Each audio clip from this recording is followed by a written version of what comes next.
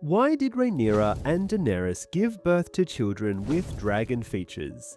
Now, the answer is a bit messed up, so prepare yourself. But this actually explains how dragons get pregnant and produce dragon eggs. Since dragons do not mate, yet those with female riders seem to produce clutches of dragon eggs. But why?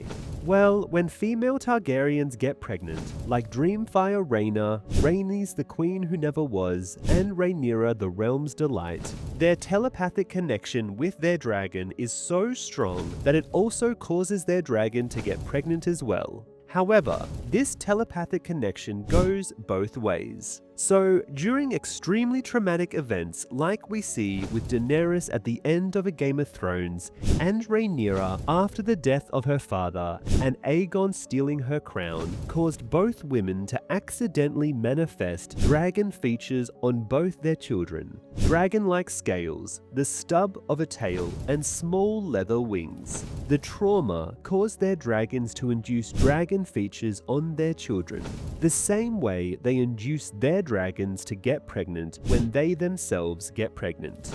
Now, if you're interested in knowing what really happened in episodes 8 and 9 of House of the Dragon Season 1, we'll be going through all the differences between the book and HBO show, as well as talking about theories on what really is going on in the book Fire and Blood.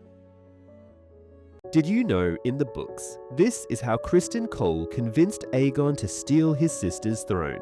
Gildain writes, "Only when Sir Criston convinced him that the princess must surely execute him and his brothers should she don the crown, did Aegon waver. Whilst any trueborn Targaryen yet lives, no strong can ever hope to sit the Iron Throne," Cole said. "Rhaenyra has no choice but to take your heads if she wishes her bastards to rule after her." It was this, and only this, that persuaded Aegon to accept the crown that the small council was offering him, insists our gentle Septon. We think Eustace is trustworthy, but he is also very gullible as well. Also, the show had it be Alicent who convinced Aegon to take the crown, and really regulating Criston Cole, the Kingmaker, as a side character in his own king-making. Cole doesn't get his speech during the Green Council about Rhaenyra being a and not seating bastards on the Iron Throne, and he doesn't even get to convince Aegon to become king either. Gildain writes, "Whilst the knights of the Kingsguard were seeking after Queen Alicent's sons, other messengers summoned the commander of the City Watch and his captains. There were 7, each commanding one of the city gates, to the Red Keep. 5 were judged sympathetic to Prince Aegon's cause when questioned.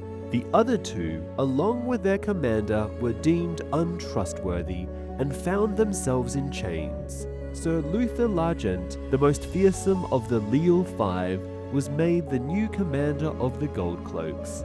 A bull of a man nigh on 7 feet tall, Largent was rumoured to have once killed a warhorse with a single punch. Sir Otto, being a prudent man however, he took care to name his own son, Sir Gawain Hightower, the Queen's brother, as Largent's second, instructing him to keep a wary eye on Sir Luther for any signs of disloyalty. Season 2 should have included Luther Largent and the Leal 5 to better set up Season 3, and the Goldcloaks turning on the Greens because Daemon was the one who gave them their Goldcloaks. So, in the show, they had Alicent's brother, Gawain Hightower, march with Criston Cole towards Rook's Rest instead of joining the Goldcloaks. Gildain writes, "Sir Tywin Lannister was named Master of Coin in place of the late Lord Beesbury and acted at once to seize the royal treasury.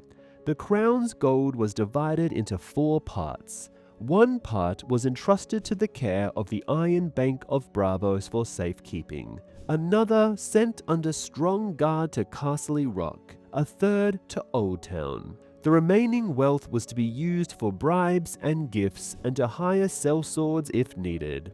To take Sir Tywin's place as Master of Ships, Sir Otto looked to the Iron Islands, dispatching a raven to Dalton Greyjoy, the Red Kraken, the daring and bloodthirsty 16-year-old Lord Reaper of Pike, offering him the Admiralty and a seat on the council for his allegiance. A day passed, then another. Neither Septons nor Silent Sisters were summoned to the bedchamber where King Viserys lay, swollen and rotting. No bells rang. Ravens flew, but not to Dragonstone. They went instead to Old Town, to Castle Rock, to River Run, to Highgarden, and to many other lords and knights whom Queen Alicent had cause to think might be sympathetic for her son. So the Greens completely misread the situation in the Riverlands, Reach and Iron Islands, which swung the balance in favour of Rhaenyra, who at the onset of the dance was always going to get the North, Vale and House Valyrian. Realistically, the only way for the Greens to win was to strike Rhaenyra before she could muster all her allies. But again, Dragonstone is a fortress with all the dragons. Moreover, Aemon securing the Stormlands was probably the only thing that kept the Greens in the fight as long as they did. Honestly, Viserys should have just gotten Aegon, Aemond, Helaena and Daeron to marry into Dornish houses or the Free Cities. Thus the Greens could have had their own kingdom in Dorne or Pentos or Volantis. The Volantii would have loved to have dragon riders again. And if Rhaenyra had sent Rhaenys and Daemon to get Storm's End, which was Rhaenys' mother's house, I can't see Boris siding with the Greens whilst getting stared down by Rhaenys and Daemon. And if Aemond was there, we would have had an early battle of the God's Eye. Gildane writes, "The annals of the Great Council of 101 were brought forth and examined, and note was made of which lords had spoken for Viserys, and which for Rhaenys, Laena, or Lenore. The lords assembled had favoured the male claimant over the female by 20 to 1, but there had been dissenters, and those same houses were most like to lend Princess Rhaenyra their support should it come to war. The princess would have the sea snake and his fleets, so Otto judged, and like as not the other lords of the eastern shores as well. Lords Bar Emmon, Macy, Celtigar, and Crabbe most like. All these houses support Stannis for king in A Clash of Kings, including House Valyrian, and the Celtigars are silver-haired Valyrians like the Targaryens." Gildane writes, "Perhaps even the Evenstar of Tarth, all were lesser powers save for the Valyrians. The Northmen were a greater concern. Winterfell had spoken for Rhaenys at Harrenhal, as had Lord Stark's bannermen, Dustin of Barrowtown and Manderley of White Harbour. Nor could House Arryn be relied upon, for the Eyrie was presently ruled by a woman, Lady Jean, the Maiden of the Vale, whose own rights might be called into question should Princess Rhaenyra be put aside." Okay, how was the vote 20 to 1? If the North, Stormlands and Valyrian all came out in support of Rhaenys at the Great Council of 101, the vote should have been much closer, and the fact that so many regions support Rhaenyra almost proves that the Great Council had been rigged by the Maesters and House Strong. So long as you have a dragon and unnamed successor, lords are willing to accept female Targaryen rule.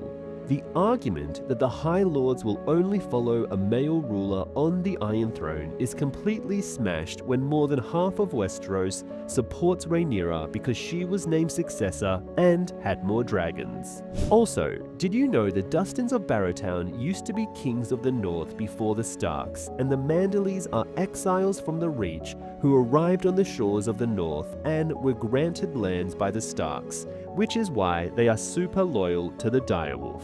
Gildane writes, "The greatest danger was deemed to be Storm's End, for House Baratheon had always been staunch in support of the claims of Princess Rhaenys and her children. Though old Lord Bourmond had died, his son Boris was even more belligerent than his father, and the lesser Stormlords would surely follow wherever he led. Then we must see that he leads them to our king," Queen Alicent declared, whereupon she sent for her second son. Thus it was not a raven who took flight for Storm's End that day, but Vhagar, oldest and largest of the dragons of Westeros. On her back rode Prince Aemon Targaryen with a sapphire in the place of his missing eye. Your purpose is to win the hand of one of Lord Baratheon's daughters. His grandsire Sir Otto told him before he flew. Any of the four will do. Woo her and wed her, and Lord Boros will deliver the Stormlands for your brother. Fail, I will not fail. Prince Aemon blustered. Aegon will have Storm's End, and I will have this girl.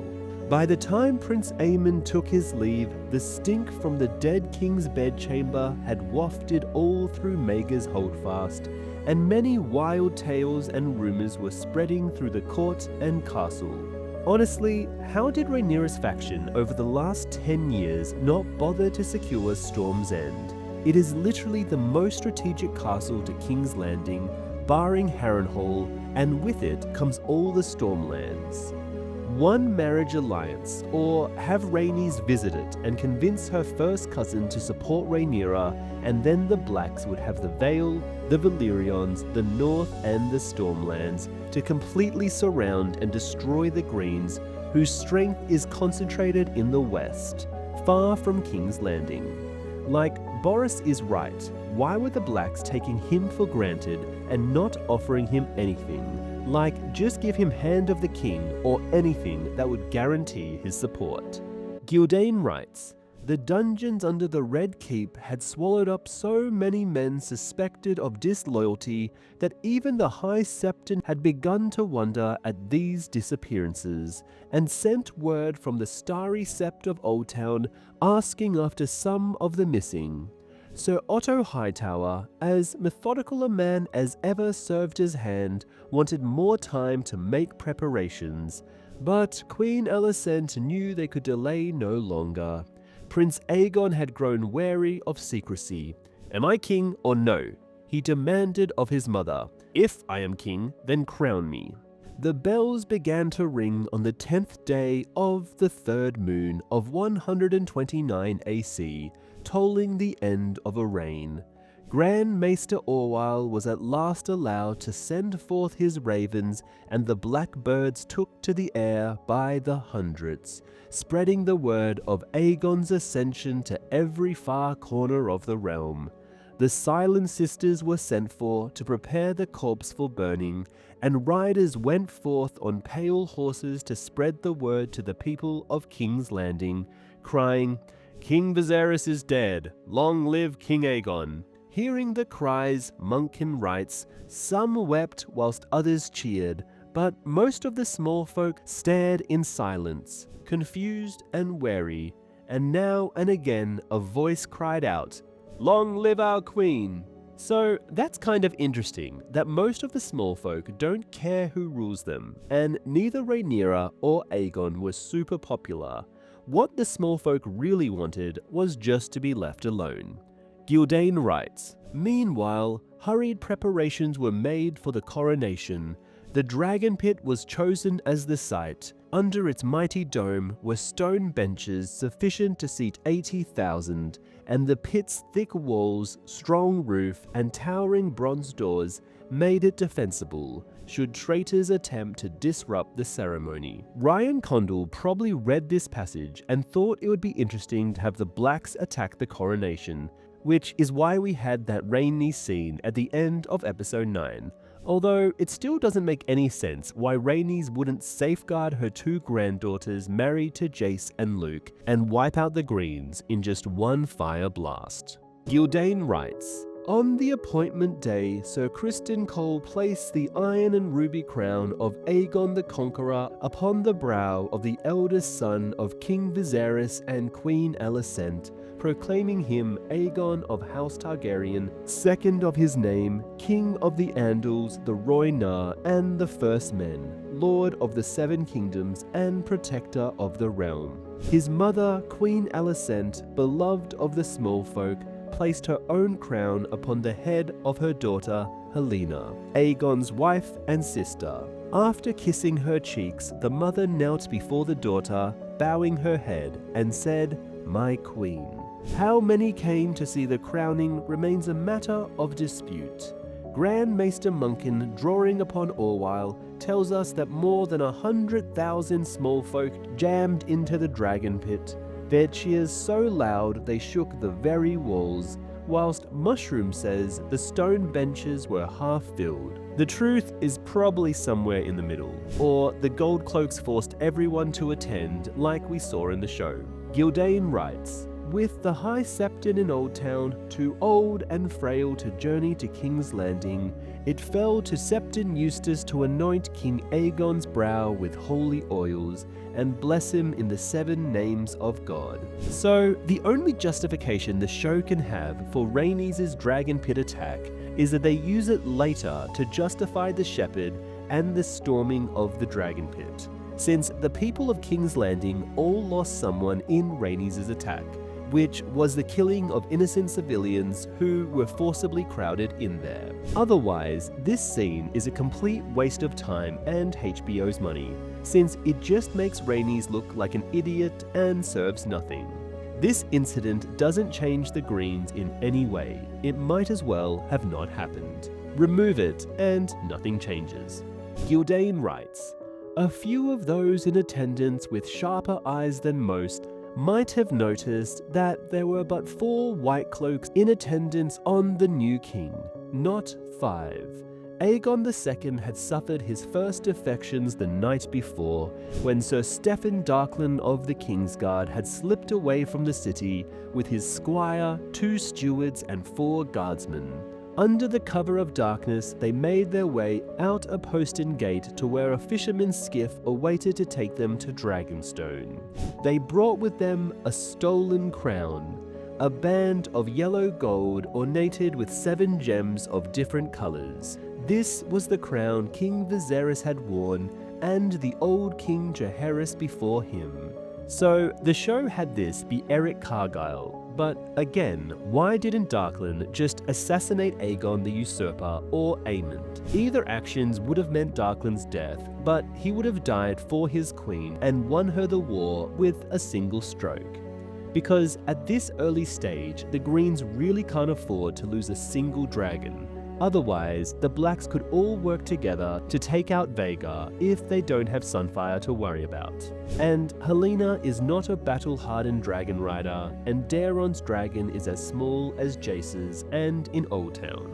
Gyldayn writes, "When Prince Aegon had decided to wear the iron and ruby crown of his namesake, the Conqueror, Queen Alicent had ordered Viserys' crown locked away, but the steward entrusted with the task had made off with it instead.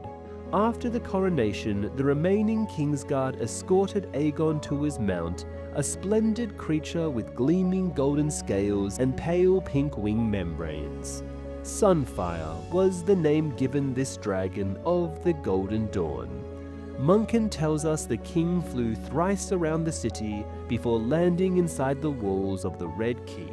Sir Eric Cargyle led his grace into the torchlit throne room where Aegon II mounted the steps of the Iron Throne before 1,000 lords and knights.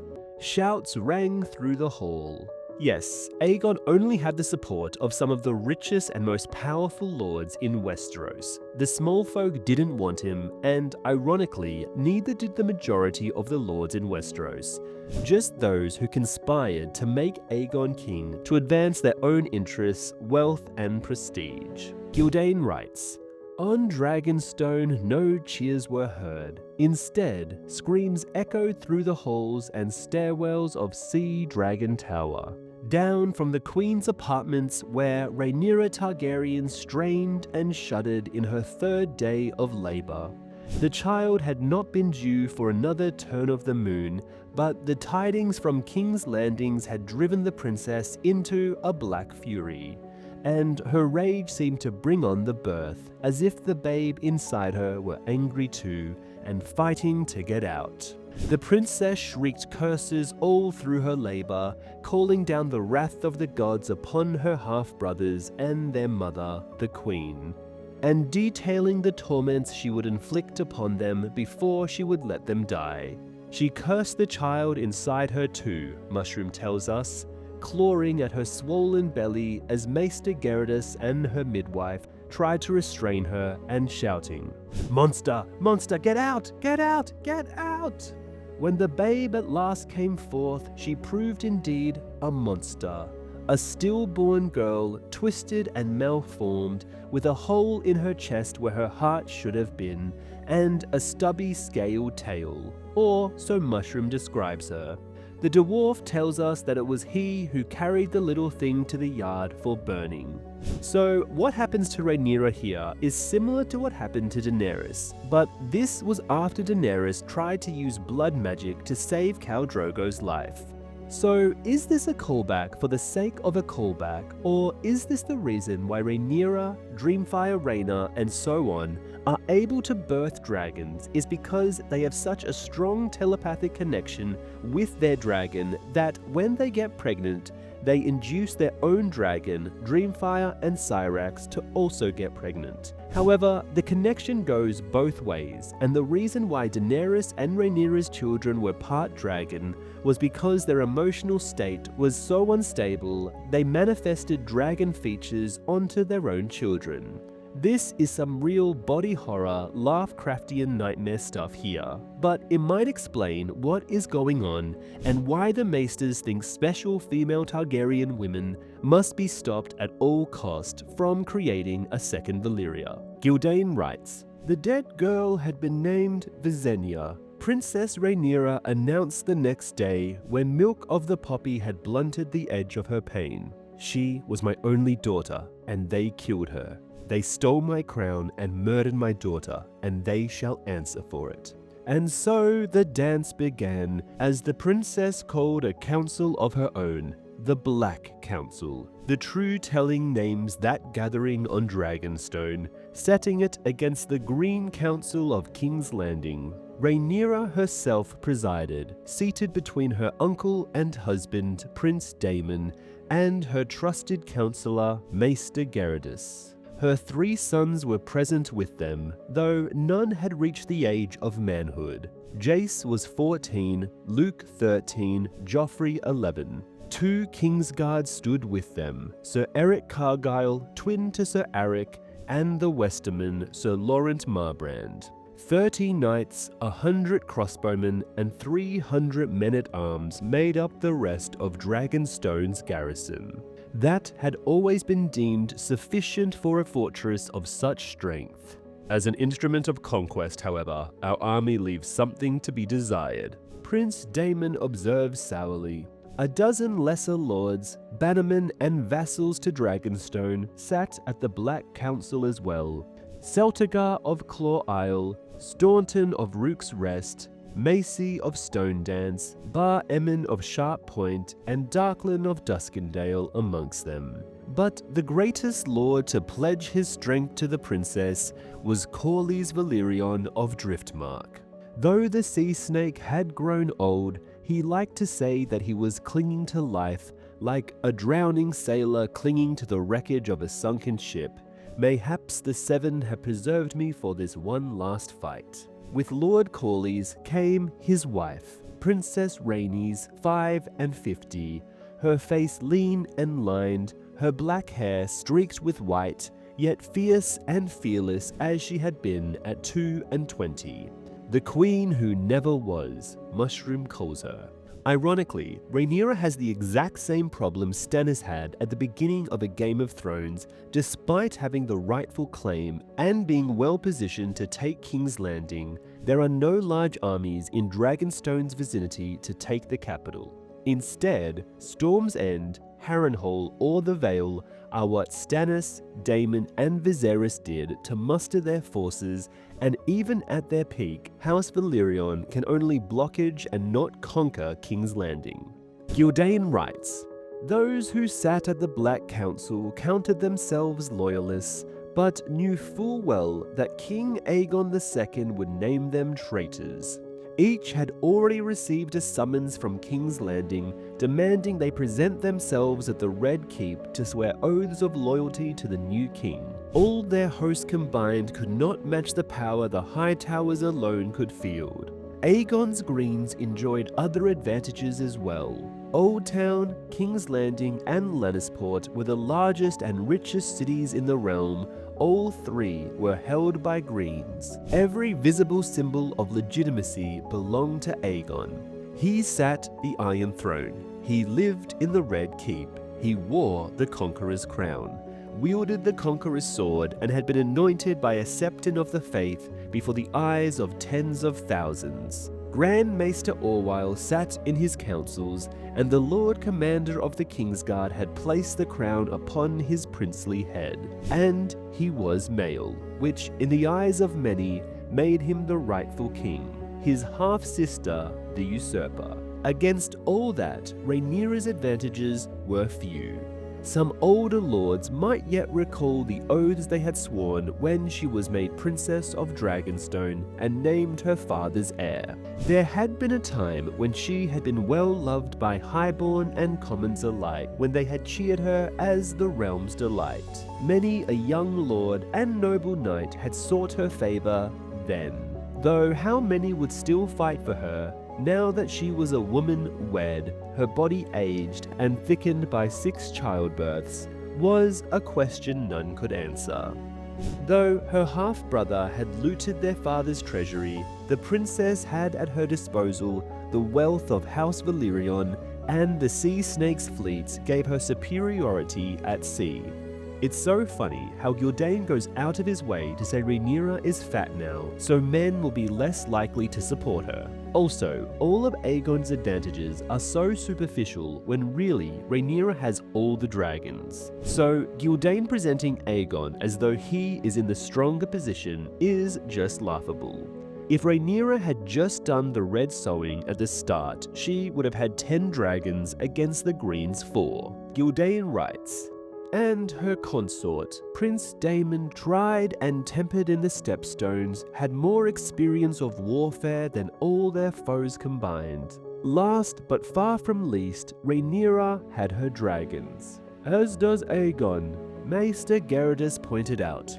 We have more, said Princess Rhaenys, the queen who never was, who had been a dragon rider longer than all of them. And ours are larger and stronger.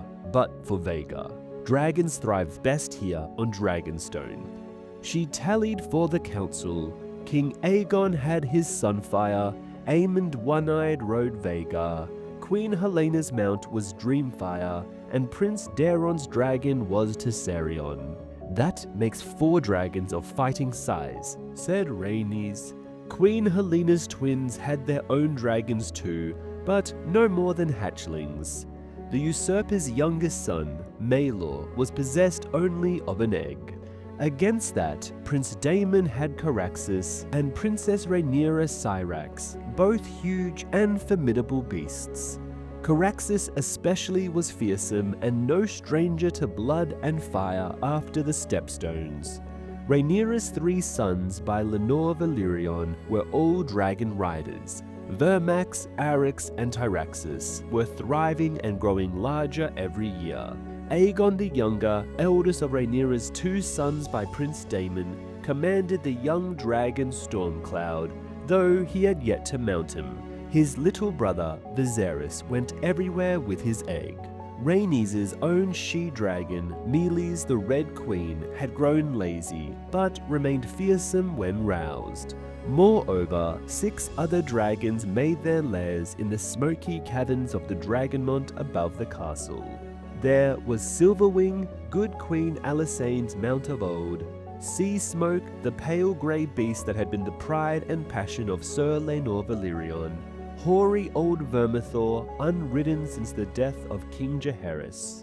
Honestly, Rhaenyra should have just accepted Aegon as king, but not left Dragonstone and then just waited while Luke, Baela, and Joffrey all get older. She recovers from her miscarriage and quietly finds riders for the 6 dragons on Dragonstone.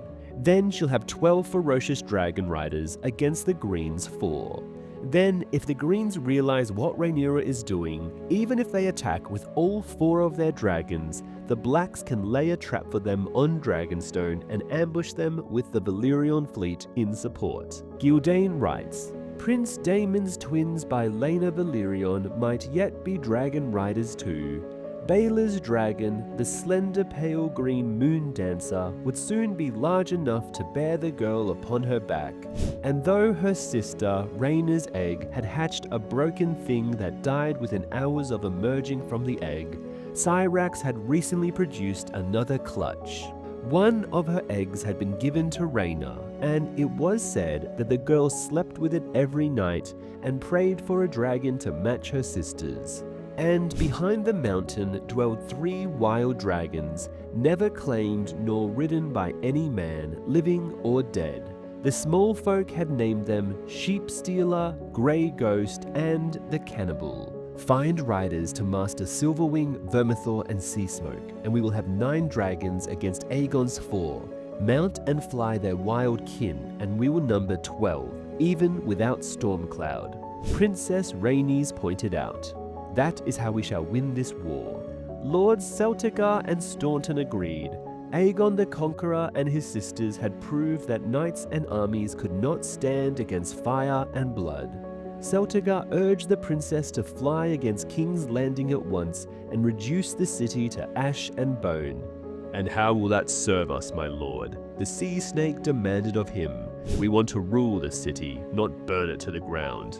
"It will never come to that," Celtigar insisted. "The usurper will have no choice but to oppose us with his own dragons. Our 9 must surely overwhelm his 4. At what cost? Princess Rhaenyra wondered. My sons would be riding 3 of those dragons, I remind you, and it would not be 9 against 4. I will not be strong enough to fly for some time yet. And who is to ride Silverwing, Vermithor, and Seasmoke? You, my lord? I hardly think so. It will be 5 against 4, and one of their 4 will be Vhagar. That is no advantage." Honestly, Rhaenyra just needed to hold up in Dragonstone and wait. Time favors her dragons, and it would be a death trap for the Greens if they tried to assault her island fortress like in the main series, as we saw with Loras Tyrell and the Lannisters against Stannis. Gildain writes, "Surprisingly, Prince Daemon agreed with his wife. In the Stepstones, my enemies learnt to run and hide when they saw Caraxes' wings or heard his roar, but they had no dragons of their own. It is no easy thing for a man to be a dragon slayer, but dragons can kill dragons, and have. Any maester who has ever studied the history of Valyria can tell you that. I will not throw our dragons against the usurpers unless I have no other choice. There are other ways to use them, better ways." Then the prince laid his own strategies before the Black Council. So there is a twisted theory that Daemon always wanted his children by Rhaenyra to succeed him, and so he deliberately devised a strategy where he would not be forced to protect Rhaenyra's children by Lenore should it come to dragon-on-dragon battle by placing himself at Harrenhal. So, like we saw in the show, Daemon probably should have flown side by side with Jace and Luke to prevent their deaths, but by being at Harrenhal, Jace and Luke can be picked off one at a time by the Greens without Daemon incurring any risk to himself. Gildain writes, "Rhaenyra must have a coronation of her own to answer Aegon's. Afterward, they would send out ravens, calling on the lords of the 7 kingdoms to declare their allegiance to their true queen. We must fight this war with words before we go to battle." The prince declared, "The lords of the great houses held the key to victory," Daemon insisted. "Their bannermen and vassals would follow where they led. Aegon the usurper had won the allegiance of the Lannisters of Castle Rock, and Lord Tyrell of Highgarden was a muling boy in swaddling clothes, whose mother, acting as his regent, would most like align the Reach with her over-mighty bannermen, the Hightowers. But the rest of the realm's great lords had yet to declare." So Daemon might be positioning himself to have the Riverlands support his children by Rhaenyra to claim the Iron Throne after defeating the Greens, which is the most strategic location to have after the Hightowers are crushed, to take King's Landing and install Prince Aegon, son of Daemon and Rhaenyra, on the Iron Throne. Gildain writes, "Storm's End will stand with us," Princess Rhaenys said. She herself was of that blood on her mother's side, and the late Bourmond had always been the staunchest of friends. Well, as we know, Rhaenys was completely wrong, and Rhaenyra was incredibly lazy not to secure the second most strategic castle in Westeros to take King's Landing. Gildain writes, "Prince Daemon had good reason to hope that the Maid of the Vale might bring the Eyrie to their side as well. Aegon would surely seek the support of Pike, he judged. Only with the support of the Iron Islands could Aegon hope to surpass the strength of House Valyrian at sea. But the Ironmen were notoriously fickle, and Dalton Greyjoy loved blood and battle. He might easily be persuaded to support the princess. The North was too remote to be of much importance in the fight, the council judged. By the time the Starks gathered their banners and marched south, the war might well be over, which left only the Riverlords, a notoriously quarrelsome lot ruled over, in name at least, by House Tully of Riverrun. "We have friends in the Riverlands," the prince said, "though not all of them dare show their colors yet. We need a place where they can gather, a toehold on the mainland large enough to host a sizable host, and strong enough to hold against whatever forces the usurper can send against us." He showed the lords a map. Here, Harrenhal. Daemon really is the Tywin Lannister of House of the Dragon, since both men immediately identify Harrenhal as the most strategic castle in the realm to threaten King's Landing and check the advance of any approaching army from getting to the capital without passing close enough to Harrenhal to incur a battle.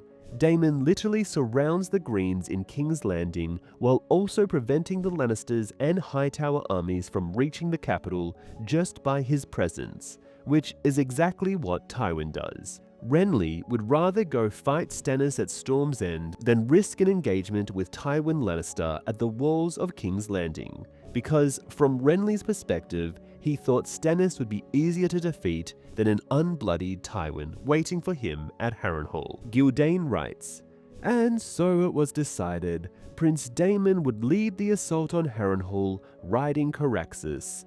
Princess Rhaenyra would remain on Dragonstone until she recovered her strength. The Valyrian fleet would close off the gullet, sailing forth from Dragonstone and Driftmark to block all ships entering or leaving Blackwater Bay. We do not have the strength to take King's Landing by storm."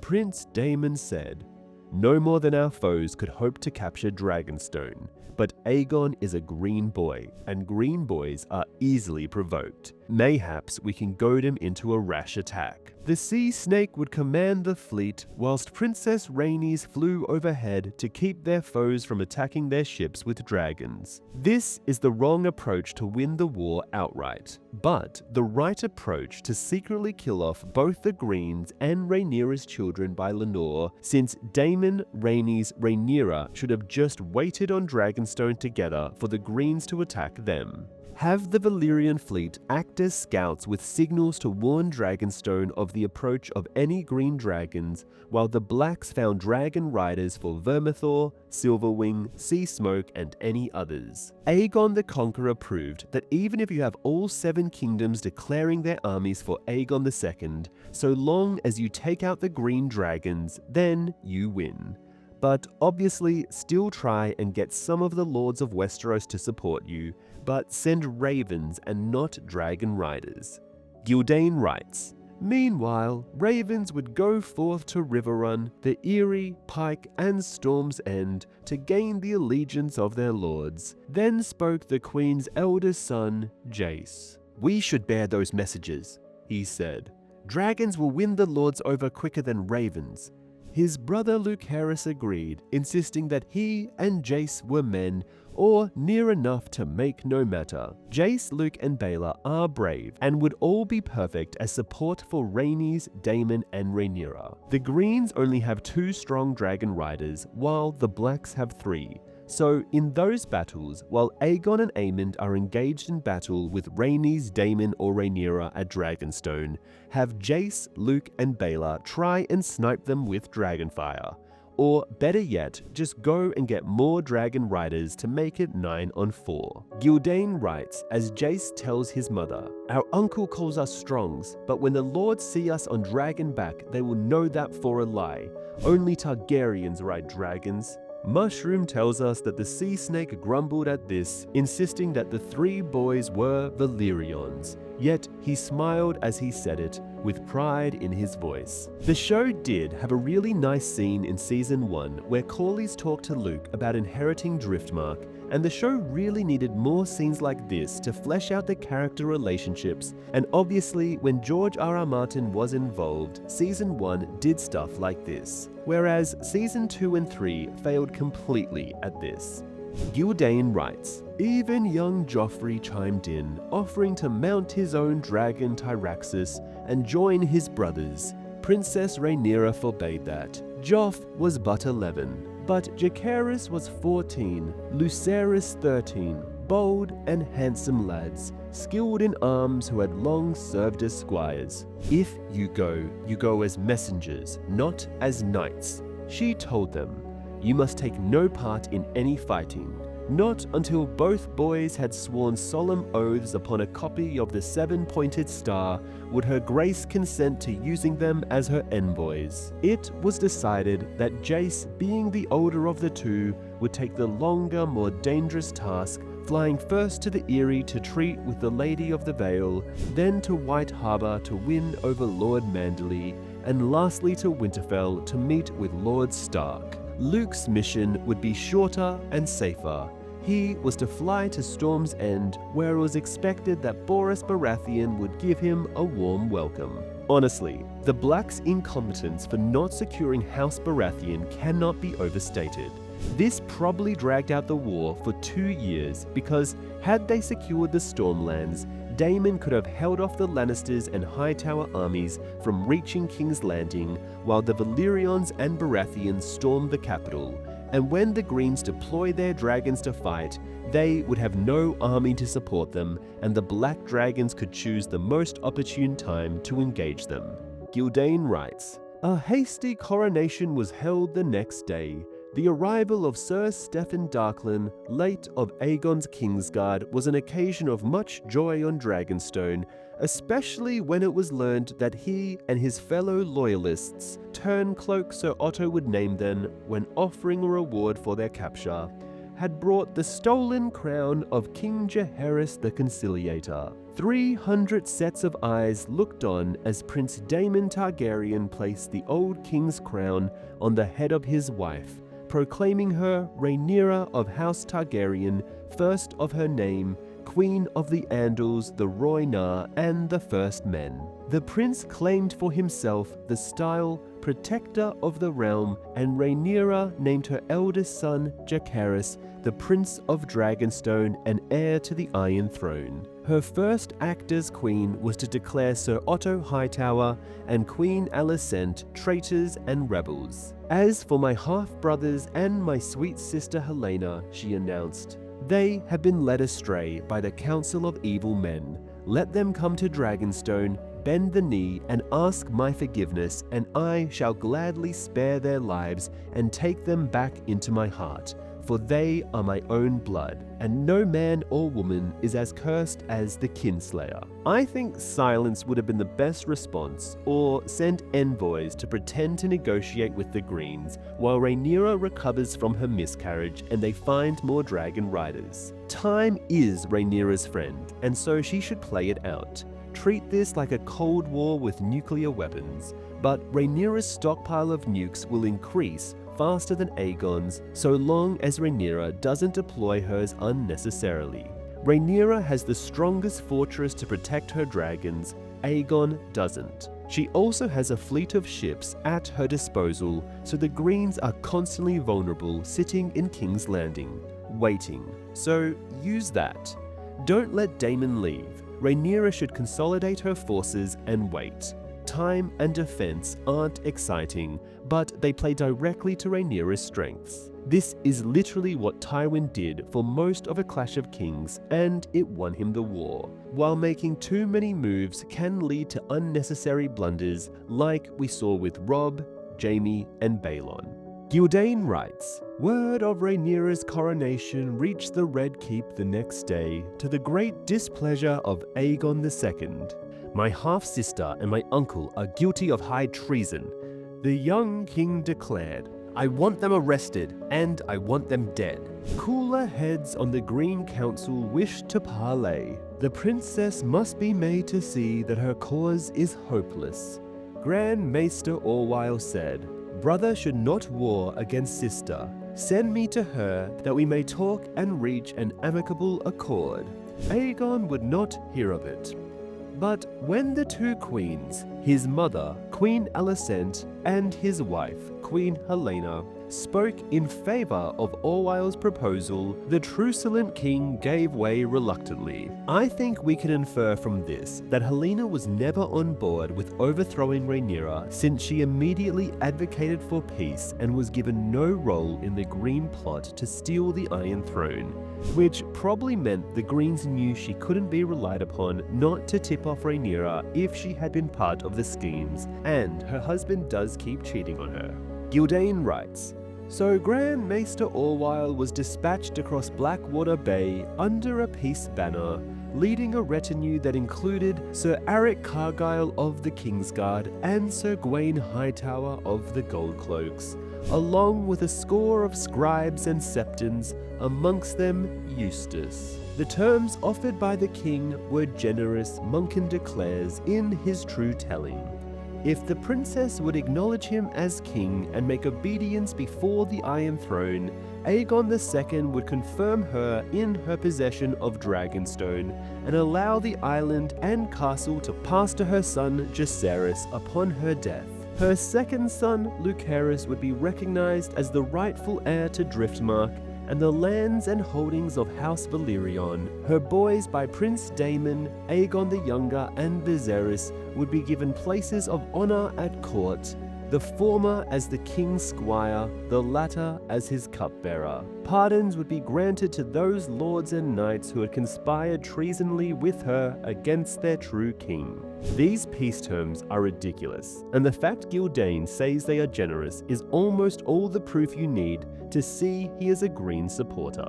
Gildain writes, Rhaenyra heard these terms in stony silence, then asked Orwyle if he remembered her father, King Viserys. Of course, your grace, the maester answered. Perhaps you can tell us who he named as his heir and successor. The queen said, her crown upon her head.